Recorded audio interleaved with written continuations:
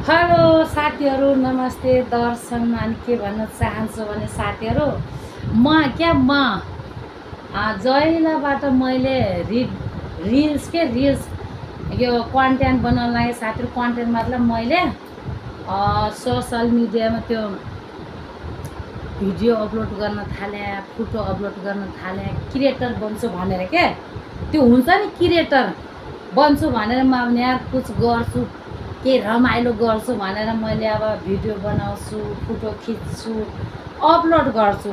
मलाई नाचिनेको मान्छेले कति माया गर्नुहुन्छ कि कति माया गर्नुहुन्छ है।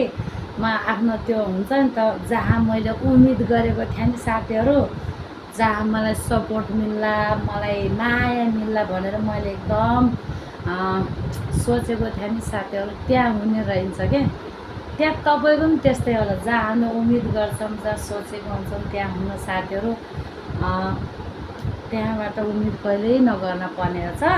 त्यही भएर म त कठोर भएँ साथीहरू। जो आफ्नो करिबको मान्छे हुन्छ नि त्यो कहिल्यै करिबको हुँदैन, त्यो एकदम अरूलाई देखेर त्यो एकदम जलेको हुनुहुन्छ साथीहरू। अन्त त्यो अब थाहा पाएँ के म त्यस्तो मन के जलाएर मेरो मान्छे भनेर साथमा एकदम के भयो, मैले जति पनि सकेको थिएँ, जति पनि मैले मेरो तर्फबाट हुन्छ के मैले कोसिस गर्थेँ के कोसिस। बाब्रे बर्तन मलाई नाचिनेको मान्छेले कति कमेन्ट लेख्नुहुन्छ, सुन्दर सुन्दर म्यासेज गर्नुहुन्छ साथीहरू है।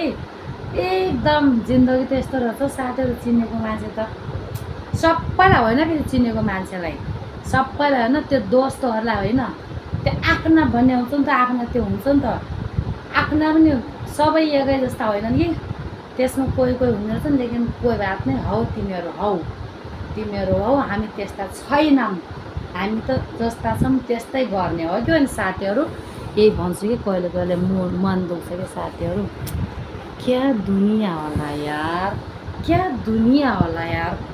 अरे मैले मेहनत गरेर मैले लगाएको छु, मैले खाएको छु, लेकिन तिम्रो गएको क्या छ, तिम्रो गएको क्या छ?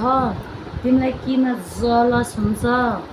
तिमी यो धरतीको लागि लाइफ टाइम आएका छैनौ। तिमी पनि कुछ दिनका मेहमान, मनुष्य भनेको कुछ दिनका मेहमान हुन्। तर आफ्नो राम्रो नगर्न सक्यो भने नराम्रो नगर। हो के हो, अवश्य हो।